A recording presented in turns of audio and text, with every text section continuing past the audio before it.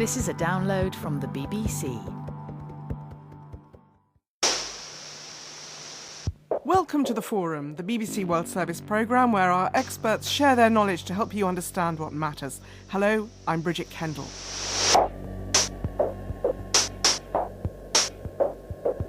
I expect that you're listening to this programme on a radio, lap or desktop or a mobile phone. Now imagine a world where the digital technology which underpins all these modern appliances suddenly disappears. Well, it would be a much quieter place for starters. The integrated circuit, better known as the silicon chip, has unleashed change which has been compared to the Industrial Revolution, allowing the creation of the modern computer and making the digital age possible. Today, there are far more chips than people, millions and millions of them, driving our mobile phones, laptops, television sets and printers, in our cars, trains and planes.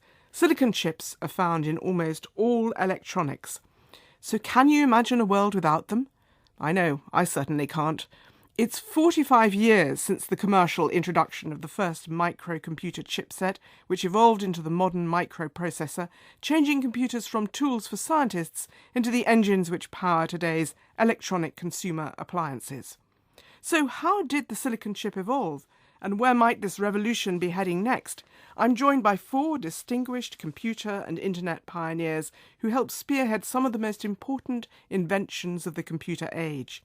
Vinod Dham was at the forefront of the chip revolution in America's Silicon Valley in the 1970s. He invented the first Pentium microprocessor and went on to become vice president of the world's largest chip maker, Intel. His early work in this field earned him the nickname, the father of the Pentium chip. Sophie Wilson's computer designs were used to build the Acorn microcomputer, the first computer sold by the British technology company Acorn Computers. She went on to lead the development of the ARM microprocessor, found now in over half the world's consumer electronics, and the FirePath processor, which supports broadband infrastructure worldwide. David Laws is another veteran of Silicon Valley, where he's spent his career designing and developing chips. Now he's a technology historian and a curator of the Computer History Museum in California. And Dame Wendy Hall is a professor of computer science at the University of Southampton here in the UK. She's made a significant contribution to our understanding of the interactions between humans and large networks of computers, such as the internet. She worked alongside Sir Tim Berners-Lee on an early version of the World Wide Web. Welcome to you all, and I want to start with you, David Laws.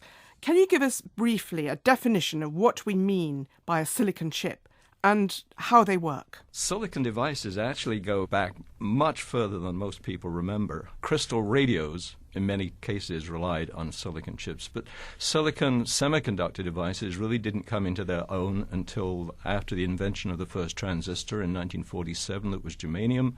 Silicon as a superior material followed pretty quickly after that, and between 1957 and 1960 scientists figure out how to put lots of transistors on a single chip and interconnect them all together into a device we call an integrated circuit. We should just say that a transistor is the device that regulates voltage flow and acts as a switch or gate for electronic signals.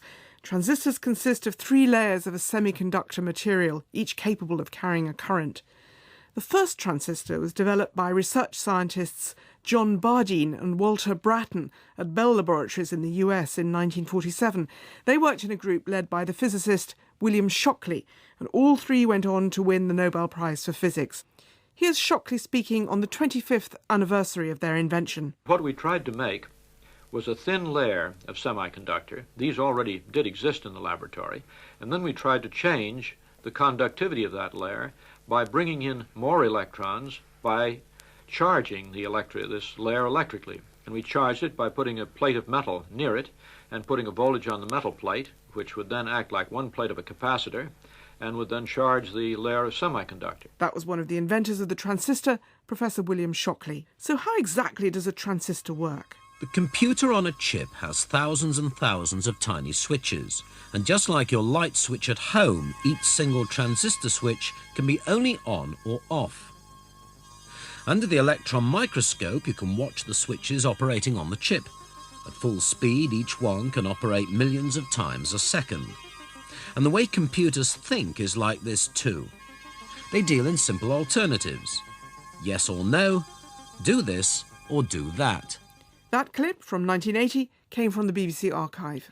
It was in 1958 that the American Jack Kilby, then a junior engineer at Texas Instruments, had the idea of constructing a single device with all the needed parts that could be made of silicon and soldering it to a circuit board. He understood that if he could eliminate the wires, he could squeeze more parts into a smaller space, thus solving the obstacle of manufacturing complex transistor circuits. He'd invented the integrated circuit, or silicon chip. David? They're made by extremely complex processes of evaporation, deposition, high treatment, and slicing and dicing chips to put them in packages. But today, integrated circuits have evolved from just 2 or 3 transistors on a chip to daily manufacturers around the world are putting more than 1 billion transistors on chips that are being shipped in modern computers and other devices. Wow. Finn? I started my career at the age of 21 in 1971 in India and accidentally started working in the only silicon semiconductor company that the country had, working with 1-inch diameter wafers. You know, you can't even believe that's just the size of a quarter. When you say wafer, what does it mean, the wafer? If you were to open a computer or open any of your smartphones or anything, what you will see is a rectangular or a square device, which you can't see anything inside. It's just a solid black color thing embedded on top of the motherboard or the card that carries all the rest of electronics. But if you open it and look inside, there will be a chip. You will see actual piece of a physical piece of silicon, which may have 20, 30, 40, 50, 60 layers of different types of materials deposited on it. There's about 250 steps of processes that take place in order to make those silicon chips come alive. But those chips cannot be produced by themselves as one each. It'll be too expensive and impossible to do that. What's done is, from a crystal of silicon, a pure crystal, we slice it off. The crystal is grown in a tubular form. Just imagine a cylinder. And then you just slice off that cylinder into thin slices of salami, like you will see the salami itself. And that each of those slices of salami is like a wafer. And that's a pure silicon. And now in that silicon, we diffuse different impurities, dopants to create these transistors, which are basically on and off switches that allow us to do the computing that we want to do. David? Just a sense here, Bridget, of the dramatic changes. If you think those first integrated circuits built in 1960, 61, and there's a unit of measure used, what's the smallest line width you produce?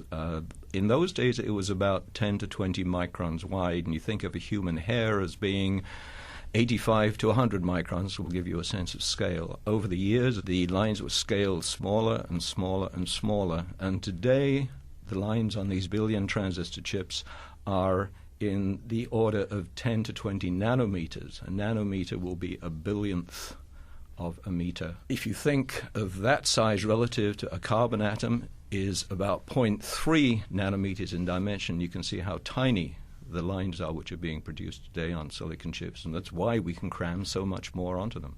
Vin, what are your early memories of the early chip-producing factories? What were conditions like there? I was one of the 10 or 12 people who helped set up entire diffusion, epitaxy, photolithography, etching, metallization, all the steps that are required to complete a transistor. And we were building those in-house in clean room conditions with deionized water, with all these hundreds of things you have to be careful about to build those chips. And that's where you had to wear coats and you had to wear caps on your hair so that the particles that you could breathe on the wafer could destroy. They're so small in dimension, they could destroy the functioning of the wafer itself. So you have to be very careful about how you are handling those things. So that's the era that I was involved in actually building chips. And David, did it start out with blue-collar workers crouched over benches? Well, the first transistors, of course, were built by very well-trained scientists. As the technology became better understood, it was turned into relatively high-volume manufacturing, but still every step had to be hand-done. each transistor was individually made, individually wired into a package, and individually tested. Until Herney's planar process came along. Instead of making transistors one at a time on a little pellet of germanium or silicon, you could put hundreds of transistors on a single round piece of silicon. Then they would be tested while on the wafer. Then they would be cut up into individual little slices and put into packages which would be hand-wired using bonding, welding methods, using little gold wires.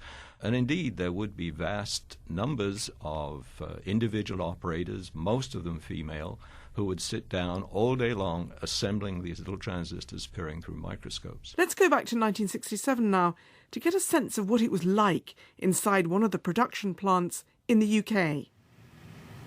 Now the diffusion process is finished, and this is the complete slice with about 600 individual circuits on it. The slices are scribed with a diamond-tipped needle to separate the circuits. The needle scratches a thin line in the oxide layer on the slice. The girl operator has to position the needle in the gap between the circuits, which is only 0.02 of an inch wide, and she has to cut about 50 lines on each slice. The whole operation takes up to 10 minutes. Then the slice is easily broken along the scratches to give all the individual circuits. As the devices became smaller and smaller and more complex, they became too small to be handled individually, and automated methods were developed for doing not just the processing of the wafers, but for testing them and for cutting them up and putting them into packages and having basically little robot welders attaching all the wires to them, which is what happens today.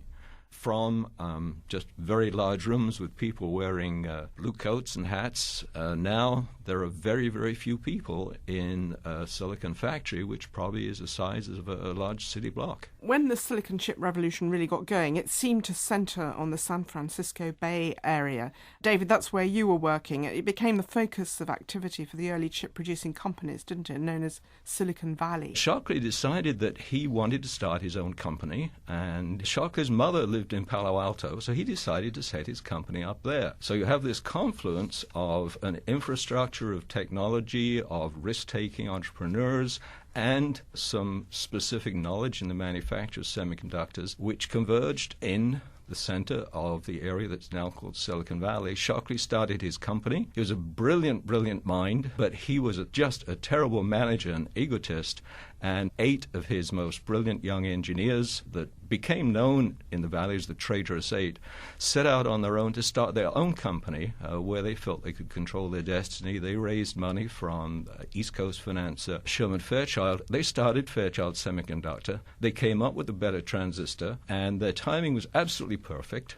A month after they started their company, Sputnik went up into space and shocked the U.S. into the need to get into more advanced technologies, and Fairchild thrived and did very well early on and would have been another successful company except for one of the engineers, Jean Heny, a Swiss national, came up with a better way of making transistors. He called it the planar process. The planar technique allowed him to make transistors that were more reliable, faster, but most important, it transferred the manufacture of semiconductor manufacturing from a handcrafted operation to a high-volume automated process. Herney's boss, Robert Noyce, who later became one of the founders of Intel, looked at Herney's process and figured out that, wow, I can use this to interconnect multiple transistors on a chip.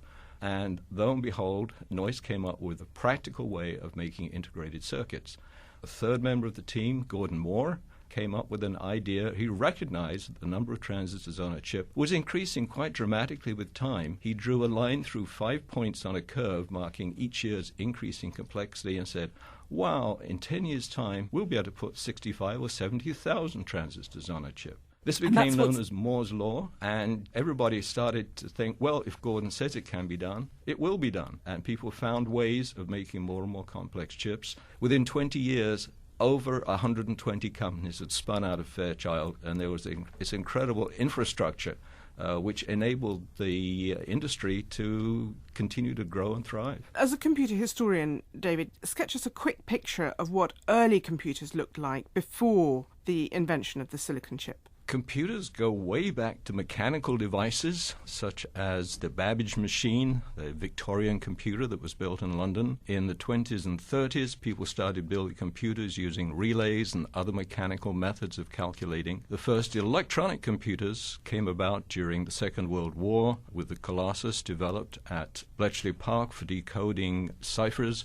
and then quickly followed by the ENIAC machines built for calculating missile trajectories. But all these machines used as the fundamental component a vacuum tube, or radio valve as they're called in England, to perform the switching connections. By the time transistors came along, it made much smaller computers possible, faster, cheaper, and using less power. And during the 1950s and early 1960s, these were still very large machines devoted to scientific and engineering calculations, but it was the advent of the integrated circuit in the early 1960s which made machines smaller, more capable, lower power, and available to individuals. First came mini-computers, then became microcomputers, made possible by the development of the microprocessor device by Intel and others.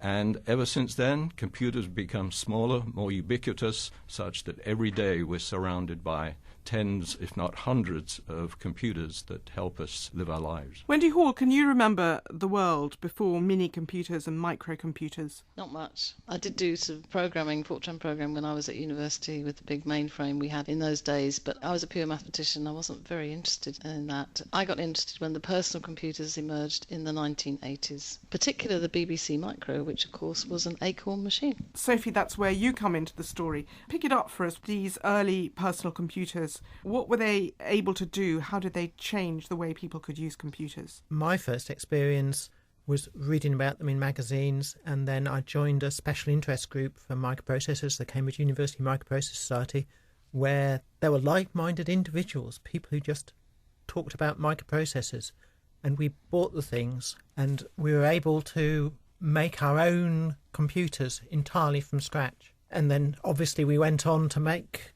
computers for other people as well. Vinod Dham, what about your early involvement? Because you got involved, I guess, as a young graduate in the 1970s when you moved from India to the United States. What were you able to work with in those early years? We also had on campus a big IBM mainframes that we used to do a batch processing with. So it was completely different era than the personal computer era. It began to change actually only in the 80s in a mainstream manner. During the late 70s, we were using computers mostly for research. We were creating research in flash technology, which is what you use for storing photographs today. So we were using electronic devices to store information and recall it. That's where I was using computers to do the research for those devices, not actually to build those devices. I just wanted to come back to the world, the culture in the heyday, the gold rush days of Silicon Valley, where you were never quite sure whether you could cross the next threshold, but somehow it seemed possible, but it was incredibly intense and very long hours. And I just wanted to ask you, Sophie, who were on the other side of the Atlantic in the United Kingdom, also in your pioneering work in the 1980s, pushing the boundaries, trying to find out what you could do. Was this a similar culture that you had in the United Kingdom, the sort of excitement and uncertainty, but also constantly pushing yourself? We started work with microprocessors during the 70s when I went to university. I was programming mainframe computers, big IBMs with punch cards and that sort of thing, and then going home and reading about microprocessors and how something could be more personal. So in the 70s, I built my own home computer. Herman Hauser, who formed Acorn Computers, cherry-picked people out of the Cambridge University Microprocessor Society to help him realise his ambitions of getting involved with the silicon chip. He'd got very excited at early BBC TV programmes about the coming microprocessors, and in forming a business he knew that's where he wanted to be, so he cherry-picked people to work on things for him. Is it true also, Sophie, that in your part in the development of the personal computer, the BBC computer and then the Acorn computer, that actually you were under pressure to produce a prototype in under a week and managed to do that?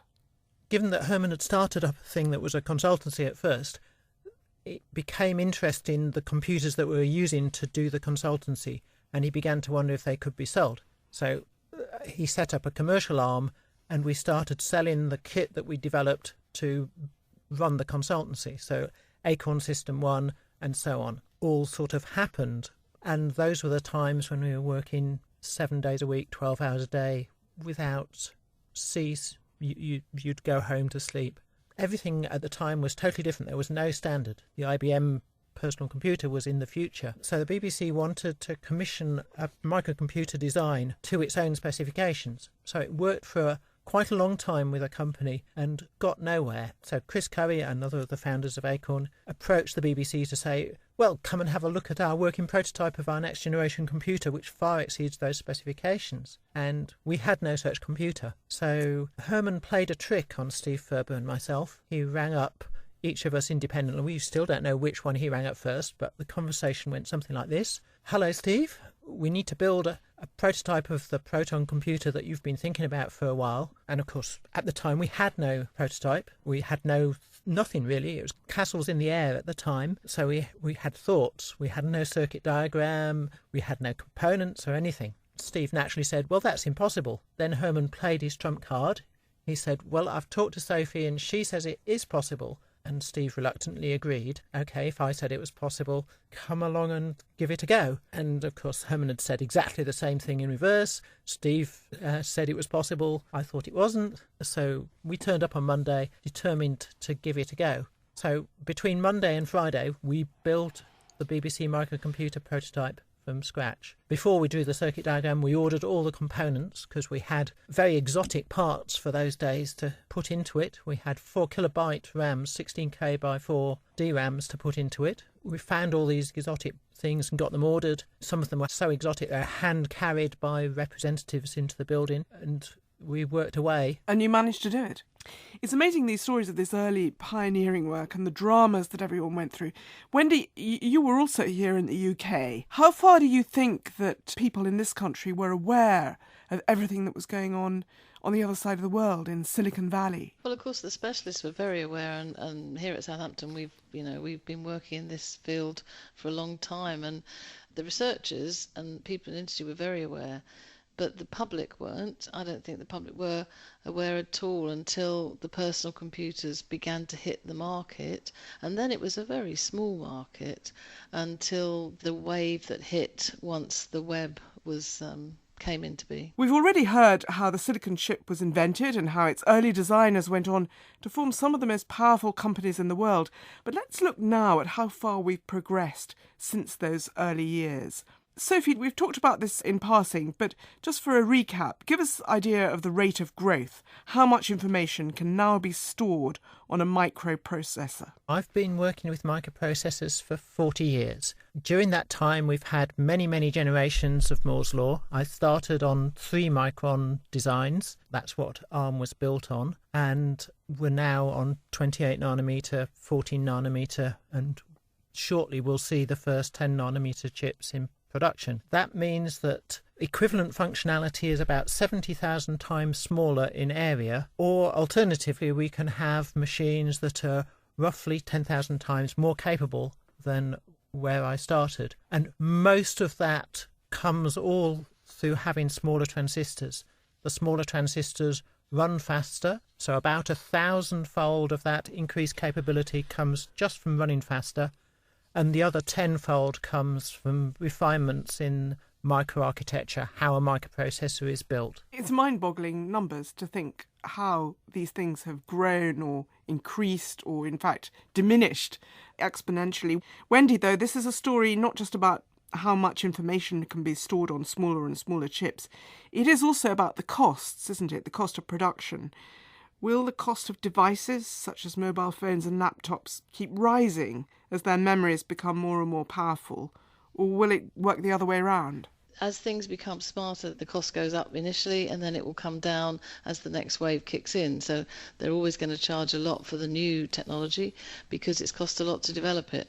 When it becomes standard, ubiquitous, it'll be cheaper. Sophie? The numbers are what drives it. So one company, ARM, has supplied technology to make 90 billion chips to date. So that's incredible numbers. The silicon industry itself is about $300 billion per year in size. That's how it can afford such massive developments in physics, chemistry, optics, etc., that makes the printing of the chips possible. But most of that comes from mass production. To make Internet of Things devices or anything small and cheap, you have to make them in volume. You can't make them personal. Just so we understand, Wendy, the Internet of Things, exactly what we mean by that. It means lots of small devices talking to each other or to bigger computers via the internet. This is a wave that's about to hit billions and billions and billions of devices that will become part of the internet in the future. So the big question that they're all dancing around is whether Moore's law, this idea that every 2 years the number of transistors on a particular area of silicon could double, that this would be the driving force that would keep making things smaller and faster and possibly cheaper, whether we're reaching the limit. Vin, what do you think? Can we go any smaller, or is there a natural limit? We are reaching two limits. One is clearly the atomic limit, that is the thickness of oxide and the dimensions of the atom itself, the silicon atom. They start interfering with each other and therefore creating a very clear state of 1 or 0, which is what you need to define to have an on or off state that defines the basic computing, is much, much harder. But I think even more than that is the cost of computing is also creating these fabs or machines that can allow you to define those dimensions is becoming extremely prohibitive. And so very few companies can afford to even invest the kind of money that's required to get down to even the levels that I'm talking about. Is there a possibility that we could move beyond the silicon chip then? You talked about the silicon atom. Look at another material which would allow one to go further, cross another threshold. There has been actually a lot of work being done for more than a decade now on carbon nanotubes and new types of materials that will take us beyond silicon and continue this exponential growth of Moore's law well into the future. And some of them have had good successes in the R&D environment, but none of them have yet broken out into what I call high volume manufacturing phase. That is, if you create standards, then you can create volume. If you have no standards, then each person is doing something different. You never get the volume, and therefore you never get that scale that allows you to create the cost and efficiency and the markets that are required. You need to have mass production to make it cost effective. Exactly. And we don't have any of these new technologies yet hit that threshold where we can produce them in mass, and therefore we are not able to bring them out yet into the markets. David, what's your view on this as a technology historian with a long view? If you think about it, the transistor is the most fabricated artifact that humans have ever made. There are now more transistors made every year than there are grains of sand on the beaches of the world. That's not going to stop overnight. Somehow we're going to figure out a way to keep this moving forward. Molecular computing and many other approaches have been discussed and are being worked on, but silicon has been such an incredibly powerful material that it's always been easier to continue down the path of ever smaller silicon devices than going in other directions until now. What's your perspective, Wendy? Because you were talking about the Internet of Things as a wave that could be about to hit everybody because of this way that machines could talk to machines. But it is interesting, isn't it, that when you get down to the basics of computing, you have to get down to the actual nuts and bolts of what it's made of, these tiny grains, these little silicon chips. Do you think that the physical properties, as we've been discussing here, that maybe we could be reaching the natural limit, that this could stop what, in theory, you could imagine being the next generation of digital development, in other words, the Internet of Things? It's been easier to push on the silicon than it has been to bring in another type of material, or even look towards maybe quantum computing down the line, which is another way of doing the computing, another way of doing the software, to bring us the increases. You mustn't think the Internet of Things, the things are not they're not going to be computers. They will do very simple jobs jobs. It's the network effect that will make it all integrated together, that will make things different. The internet enables the computers to talk to each other now, and that has been a major breakthrough in terms of giving the public access to these types of devices. Sophie, you were talking about the real world of the economic realities of this. You think that's currently the threshold that's difficult to counter? 90 billion chips is an awful lot. Where are they all? A huge percentage of those chips are providing us with communications. The broadband that comes to your house on a cable, the Wi-Fi that's in your house, the Bluetooth that you use to connect your headphones, etc. All those communication standards are built and run by microprocessors on silicon chips. So a lot of those microprocessors are deployed running communication systems. And the Internet of Things needs communication systems. It needs microprocessors to run those things. It doesn't need particularly aggressive microprocessors. They're doing a simple job, but there'll be a large number of microprocessors. We've been talking about where all this technology may go next, given how fast it's gone in the last 40 years. But another whole area of questions about this are the pros and cons of what this industry has done to us as social beings and also to the world we live in. And one impact that people talk about is the environmental impact of the chip industry, and particularly what happens to the waste from old appliances. David, what's your view on the impact of the production of so many chips? You said more than grains of sand. What do you think about this? Well, there certainly was a real serious lack of understanding in Silicon Valley in the early days of building chips as just what the pollutants and what the other things involved in production could cause on the environment. But I think today it is so well understood, and the cost of cleanups is so expensive that massive amounts of money have made, in many ways, it one of the cleanest industries in the world. There are chemicals that must be handled carefully after the manufacturing is completed, yes, but there are huge controls, at least in this country, on how those chemicals are handled and what is done with that waste. It's not just thrown into the ocean or into the ground. I think the bigger issue is all the pieces of hardware, all the computers and all the phones and all the plastics and everything, and how that is handled out in the world is a major issue. Is this something that concerns you, Sophie, as someone who's worked with one of the most powerful producers in this technology?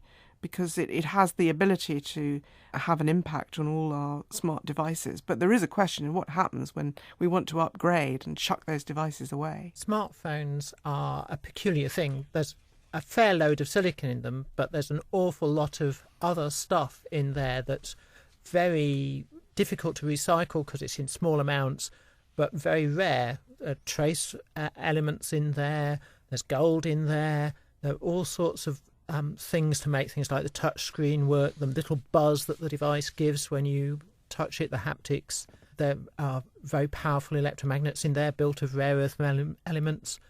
And we're running out of some of these things, or rather they're getting harder to find in the world. Some of the trace elements in a smartphone are byproducts of other types of mining, and we're not doing so much of that mining, so they've got rarer again. But the smartphones are only a small part of the picture because they're not most of the devices.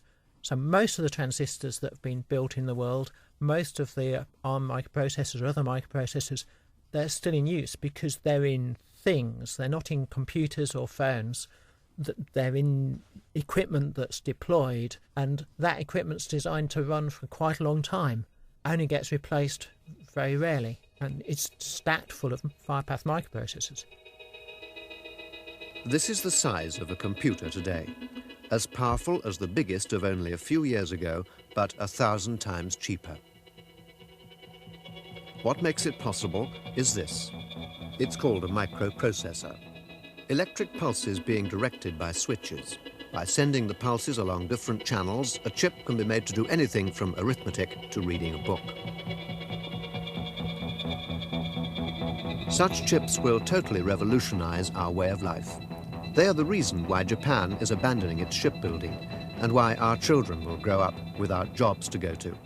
Gloomy predictions for the future there from the BBC archive in 1978. There is another issue which gets raised a lot in the question of how our world has changed with silicon chip technology, and that's what it's doing to our everyday lives and the way it's changing the way we all operate. There are a lot of people who worry that there won't be enough jobs for people, or the loss of privacy that we are in danger of confronting online, the loss of control over personal data, that perhaps this is becoming a technology which for 40 years has seemed as though it liberated us, that that's not going to be the case in the future. Vin? I am concerned because I think we are in the second half of the chessboard on Moore's law, and as humans, we are not capable of comprehending other than linear changes. These are exponential changes in the second half of chessboard, means things are going so fast that even we cannot perceive how fast they are. And we see day to day these driverless cars coming on board in next decade, and 3 million truck drivers losing their jobs, things of that nature, with financial computing happening and banks tellers losing their jobs.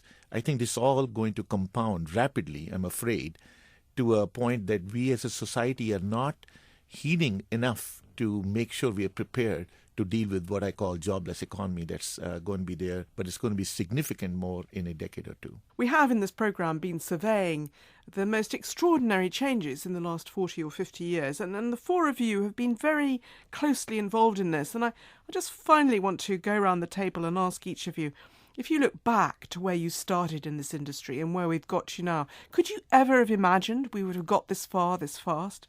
Wendy, you were responsible along with Sir Tim Berners-Lee for developing an early version of the World Wide Web, and now we're looking at where the world has taken us since that happened. Would you have ever thought it would go this fast? I was involved in developing multimedia systems in the 80s, and it was the idea of putting video on computers was completely science fiction. And to be able to think about walking down the street, looking at video on a mobile phone, it's just mind-blowing that that's happened within the space of about 25 years. Just wouldn't have thought that would be possible. And what about you, Sophie, the journey that you've taken and the world has taken since those early personal computers which you were involved in? I had goals. So very early on at Acorn, we'd built the Acorn Atom, and I imagined that we'd be able to build a computer capable of displaying an animated merry-go-round from a fun fair. And one of the early demonstrations of the power of the Acorn Atom was to show a picture of that was going round, but not in the way we understand 3D graphics now. I've been quite pleased with what's happened over the time. I have a slight reflection on where I think transistors will go as well, which is kind of fun. So a research department has built a 1 nanometer transistor. They can't mass produce it at the moment, so it's useless for producing integrated circuits. But it's tiny. It's a 1 nanometer transistor, and it's built of molybdenum disulfide and carbon nanotubes. So I imagine that in the future we'll have to change the name of Silicon Valley to molybdenum disulfide Valley. Well, who knows if we'll all be alive to see that. Vin, you're known as the father of the Pentium chip for one of your inventions, the highly successful Pentium processor. Could you have imagined this would have changed so much? Not by a stretch of a mile. No, absolutely not. I'm amazed how far we have gotten, how quickly, even though I was right in the middle of it myself, doing it and making it happen. It's still very surprising. David, a final thought from you. I have done dozens of oral histories of pioneers in the computer business, particularly Silicon Valley, but outside as well. And one question I quite often ask these people is, did you have any sense of what you were doing and how it would change the world? And usually the answer is, we had no idea. We were just in the right place at the right time. We put the pieces together. We did our job. It's only when we look back that we can appreciate what we've accomplished. There was very little sense as to where it would be taking us in the future. Some more wonders to come. I can't project what they are. Well, I'm afraid this is where we're going to have to leave this discussion. It's been absolutely fascinating. Thanks to the four of you very much. Vinod Dham, Dame Wendy Hall, Sophie Wilson and David Law. Don't forget, if you're listening, there are lots of other forum topics to download as free podcasts from our website. Just head to bbcworldservice.com/forum. And I'll be back with another programme next week to discuss the life of the exotic dancer, femme fatale and legendary spy, Mata Hari. Till then, have a good week.